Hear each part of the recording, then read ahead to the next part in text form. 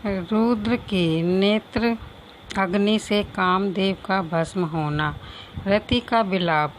देवताओं की प्रार्थना से शिव जी का कामदेव पर द्वापर के परमुत रूप से नूतन शरीर की प्राप्ति के लिए वर देना और रति देवी का शंबर नगर में जाना। ब्रह्मा जी कहते हैं, मुने, काम अपने साथी बसंत आदि को लेकर वहां पहुंचा। उसने भगवान शिव पर अपने बाण चलाए। तब शंकर जी के मन में पार्वती के प्रति आकर्षण होने लगा और उनका धैर्य छूटने लगा। अपने धैर्य का ह्रास होता देख महायोगी महेश्वर अत्यंत विस्मित हो पड़ते हैं। परमात्मा गिरीश को तत्काल रोष चढ़ आया। मुने, उधर आकाश में बाण सहित धनुष लिए खड़े हुए कामदेव ने भगवान शंकर पर अपना अमोघ अस्त्र छोड़ दिया, जिसका निवारण करना बहुत कठिन था। परंतु परमात्मा शिव पर वह अमोघ अस्त्र भी मोश व्यस्त हो गया। कुपित हुए परमेश्वर के पास जाते ही शांत हो गया।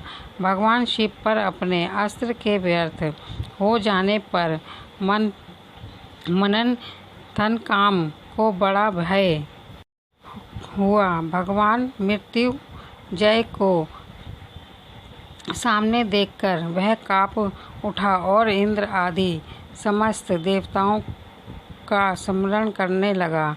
मुनि श्रेष्ठ अपना प्रयास निष्फल हो जाने पर काम भय से व्याकुल हो उठा था। मुनीश्वर कामदेव के स्मरण करने पर वह इंद्र आदि सब देवता वहां आ पहुँचे और शंभु को प्रणाम करके उनकी स्तुति करने लगे। देवता स्तुति कर ही रहे थे कि कुपित हुए भगवान हर के ललाट के मध्य भाग में स्थित तीर्थीय नेत्र से बड़ी भारी आग तत्काल प्रकट होकर आग निकली। उसकी ज्वालाएं ऊपर की ओर उठ रही थी। वह आग धूं धूं करके जलने लगी। उसकी प्रभा प्रलय अग्नि के समान जान पड़ती थी। वह आग तुरंत ही आकाश में उछली और पृथ्वी पर गिर पड़ी। फिर अपने चारों ओर चक्कर काटती हुई धराशायिनी हो गई। साधो भगवान क्षमा कीजिए। यह बात जब तक देवताओं के मुख से निकले तब तक ही उस आग ने कामदेव को जलाकर भस्म कर दिया। उस वीर कामदेव के मारे जाने पर देवताओं के मुख से निकले तब तक ही उस आग ने कामदेव को जलाकर भस्म कर दिया। उस वीर कामदेव के मारे जाने पर देवताओं को बड़ा दुख हुआ और व्याकुल होकर हाय यह क्या हुआ ऐसा कहकर जोर जोर से चीत्कार करते हुए रोने बिलखलाने लगे हुए। इस समय विकृत चित्त हुई पार्वती का सारा शरीर सफ़ेद पड़ गया। काटो तो खून नहीं। वह सखियों को साथ ले अपने भवन को चली गई। कामदेव के जल जाने पर रति वहां एक क्षण तक अचेत पड़ी रही। पति की मृत्यु दुख से वह इस तरह पड़ी थी मानो मर ही गई हो। थोड़ी देर में जब होश हुआ तब अत्यंत व्याकुल हो रति उस समय तरह तरह की बातें कहकर विलाप करने लगी। रति बोली, हाय मैं क्या करूं, कहाँ जाऊं? देवताओं ने यह क्या किया? मेरे उद्दंड स्वामी को बुलाकर नष्ट करा दिया। हाय हाय नाथ, स्मरण स्वाभिमानीन प्राण प्रिय, हाँ मुझे सुख देने वाले प्रियतम, हाँ प्राणनाथ, यह यहाँ क्या हो गया? ब्रह्मा जी कहते हैं, नारद इस प्रकार रोती बिलखती और अनेक प्रकार की बातें कहती हुई रति हाथ पैर पटकने और अपने सिसकने सिर के बालों को नोचने लगी। उस समय उसका विलाप सुनकर वहाँ रहने वाले समस्त वनवासी जीवन तथा वृक्ष आदि स्थावर प्राणी भी बहुत दुखी हो गए। इसी बीच में इंद्र आदि संपूर्ण देवता महादेव जी का स्मरण करते हुए रति को आश्वासन दे इस प्रकार बोले।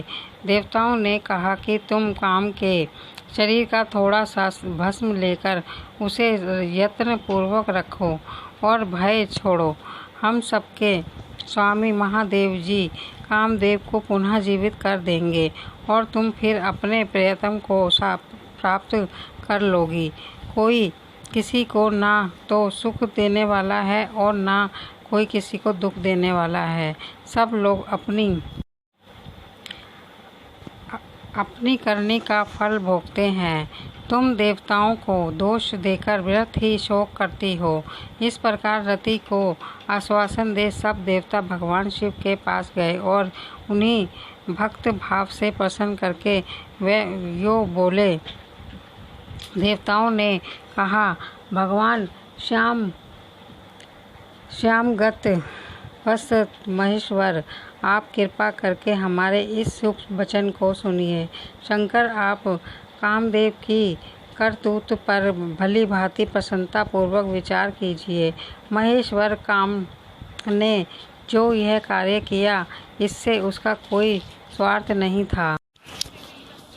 दुष्ट तारकासुर से पीड़ित हुए हम सब देवताओं ने मिलकर उससे यह काम कराया है।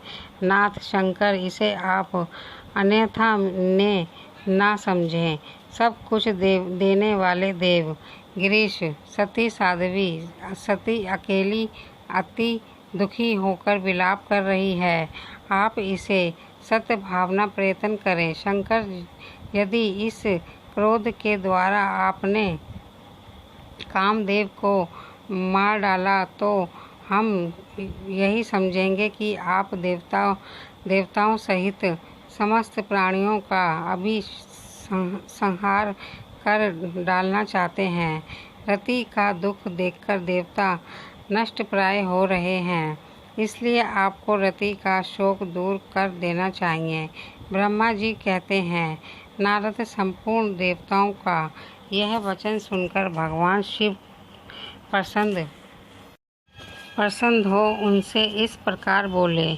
शिव ने कहा, देवताओं और ऋषियों को तुम सब आदर पूर्वक मेरी बात सुनो। मेरे क्रोध से जो कुछ हो गया है वह अन्यथा नहीं हो सकता। यद्यपि रति का शक्तिशाली पति कामदेव अभी तक अगन शरीर रहित सहित रहेगा, जब तक रुक्मिणी पति श्री कृष्ण का धरती पर अवतार नहीं हो जाता। जब श्री कृष्ण द्वारका में रहकर पुत्रों को उत्पन्न करेंगे, तब वह रुक्मिणी गर्भ से काम को भी जन्म देंगे। उस काम का ही नाम उस समय प्रद्युम्न होगा, इससे क्षय नहीं है। उस पुत्र के जन्म लेते ही सर्वासुर उसे हर लेगा। हरण के पश्चात दानवशियों रोमणी शंबर उस शिशु को समुद्र में डाल देगा। फिर वह मूढ़ उसे मरा हुआ समझकर अपने नगर को लौट जाएगा। मूर्ख रते, उस समय तक तुम्हें शमनासुर के नगर में सुखपूर्वक निवास करना चाहिए।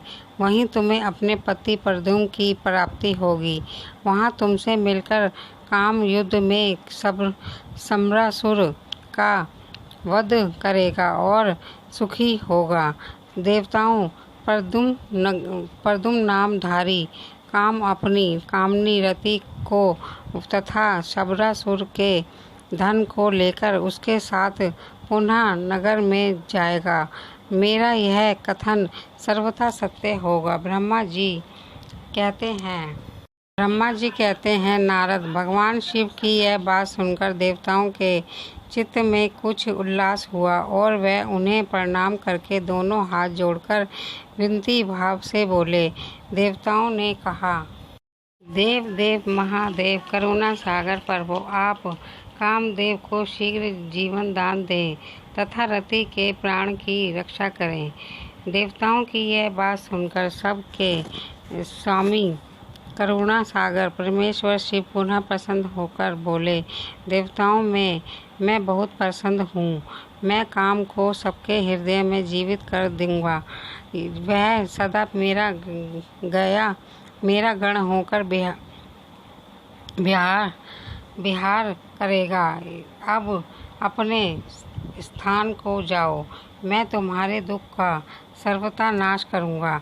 ऐसा कहकर रुद्रदेव उस समय स्तुति करने वाले देवताओं को देखते देखते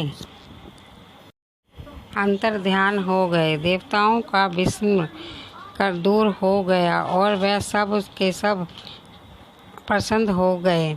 मुने तदनंतर रुद्र की बात पर भरोसा करके स्थित रहने वाले देवता रति को उनका कथन सुनाकर आश्वासन देकर अपने अपने स्थान को चले गए।